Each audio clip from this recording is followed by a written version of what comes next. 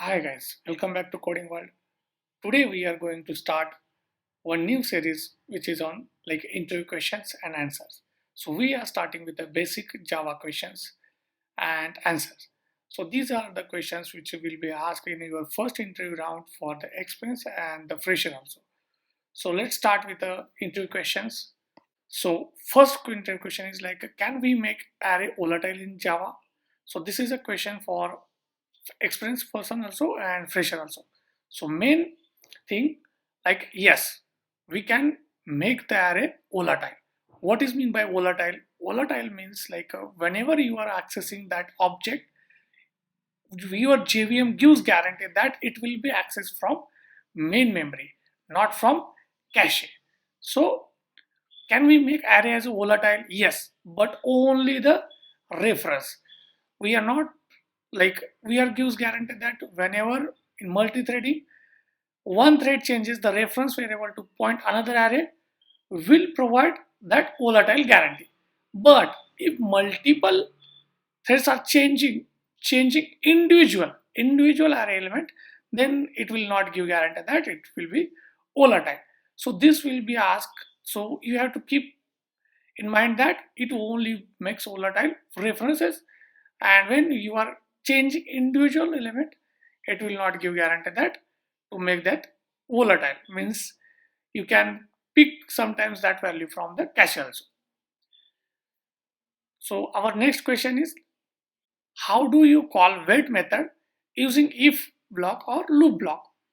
So first of all, you have to tell that you call wait method only in, you can call in if, but it is always preferred to call in loop, because suppose some thread has called the wait method and it has released the resources and goes into the wait state.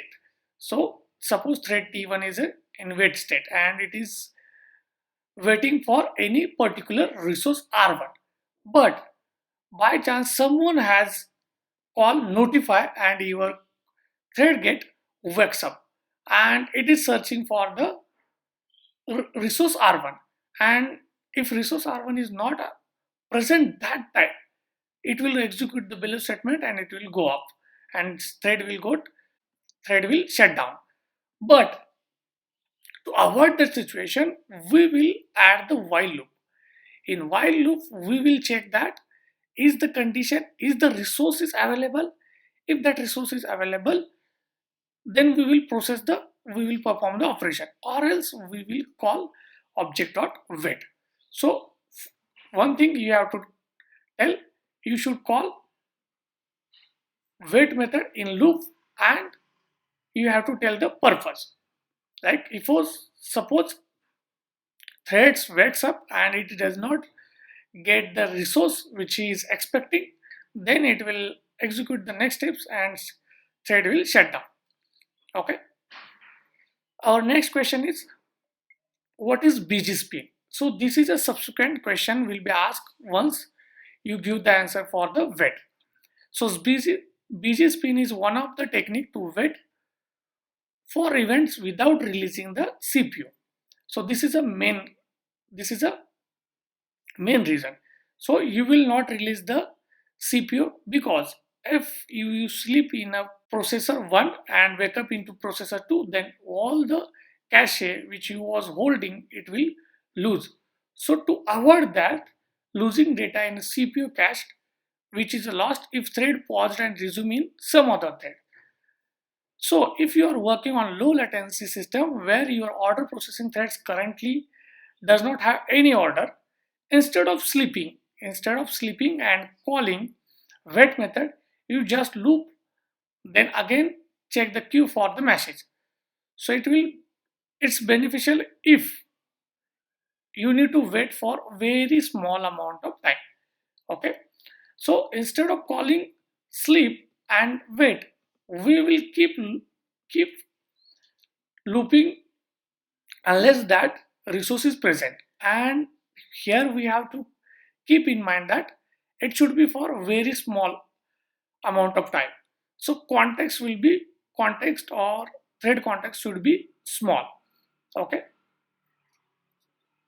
So our next question is, what is the difference between equal to and a dot equals b?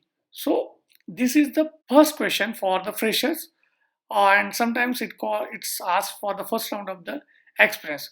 So a equal to a checks object reference. If both a and b are an object, only then, means if a and b both are pointing to same object, in that case a equal to b, it will return true because those two are referring to same object. If it is not, it will return. But and all this happens in heap space. But on the other hand, like if you want to check the content of that object, then we use a dot equals b. Is used for logical mapping and is expected from an object to override this method to provide logical equality. When you have object, you have a class A, and in that class you have ID, name, and you want to check that if class A is object A and class is object A2, those two are same. In that case, if you declare like 1 comma d and a1 is equal to 1 comma d and a2 is equal to 1 comma d, so if you compare a1 equal to a2, that will return you false because those two are a different object and they are reside in a different location. But if you check the content of that object, those are the same. So in that case we will go for a dot equals, which will check that your content of object, and for that your class A should override public boolean equal method, which is comes from your object class, and in that you can check ID and name. If those two are same, then you can return true. Okay, our next question is, what is a dot hash code used for? Now what it is related to a dot equals b. Okay, so we will check that what hash code returns. Hash code method returns an int hash value corresponding to object. It is used in hash based collection classes, hash table, hash map, linked hash map, and so on. So if you, this is our heap memory, and if in that heap memory, if your object is located at this place, so it will return hash value of that location. Okay, and it is mainly used when we are using a key value kind of structure, which is our hash table, hash map, and linked hash map. Okay, so according to Java specific, two objects are equal to each other using equals method and must have the same hash code. So this is very important, okay, for experience also and for fresher also. So if your two object a1 and a2, those are equals when their equals methods and their hash code. Okay, so their hash code for a1 object is h1 and a1 a2 object h2, those two should be equal. Then and then only your two object can be equals. Okay, but can be equals. Okay, but if two objects are equals,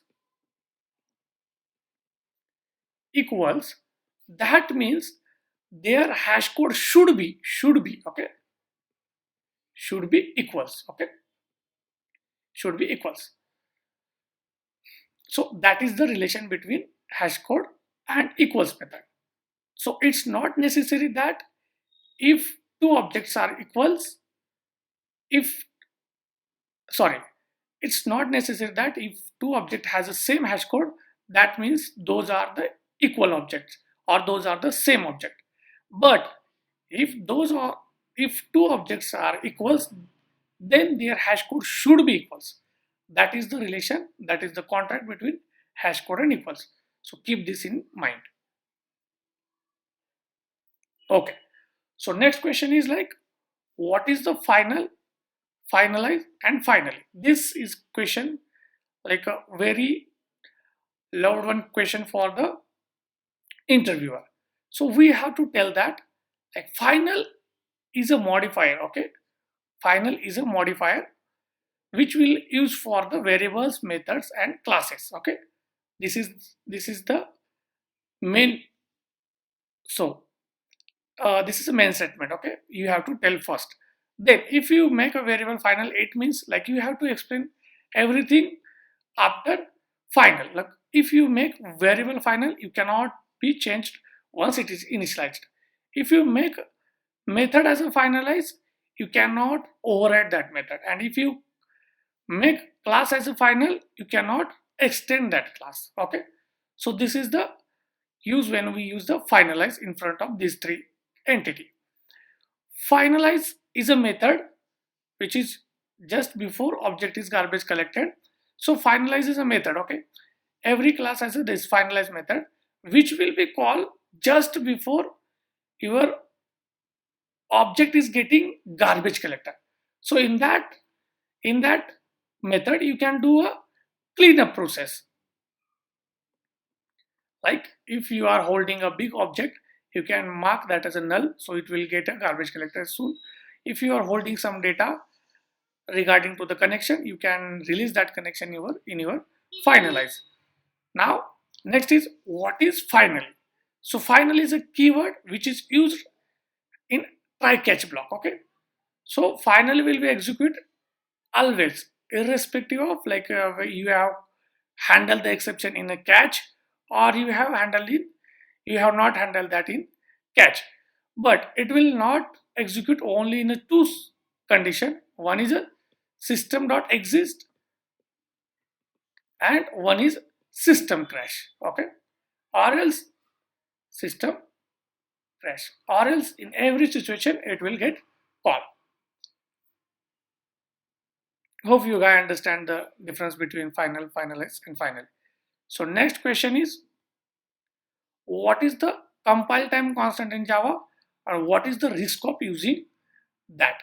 So compile times constant means it should be public, static, final. Okay, these three are main important declaration. So public, static, final, variable name, and your type of variable. So that is called as a compile time constant. The public is optional here. They are they are replaced with the actual values at the compile time, because compiler know their value upfront, and also knows that is it cannot be changed during runtime. That's why it is called as a compile time, and due to final it will not change during runtime. One of the problem with this, like main problem, is that once you analyze you cannot change. But what happens if you are using a constant, your compile time constant variable from the library? So if you have one library and in that library you have a constant. So if someone had changed that value in the development, it will not reflect here unless and until we have not built that jar, built that lib, and imported in your project with a new version. Okay, so it is a time consuming, and to import that or use that in your project means you have to restart your system, and this is a little bit painful, or it is a time consuming process. So you have to use that in a specific way, so that cannot be changed frequently. Okay, so that is it guy for this first Java basic interview questions. So now we are going to release next videos on the topic wise, where every topic we will be asking a specific questions. Okay, hope you guys like this video, and if you know more detail about each questions, please comment in the comment box. Thank you.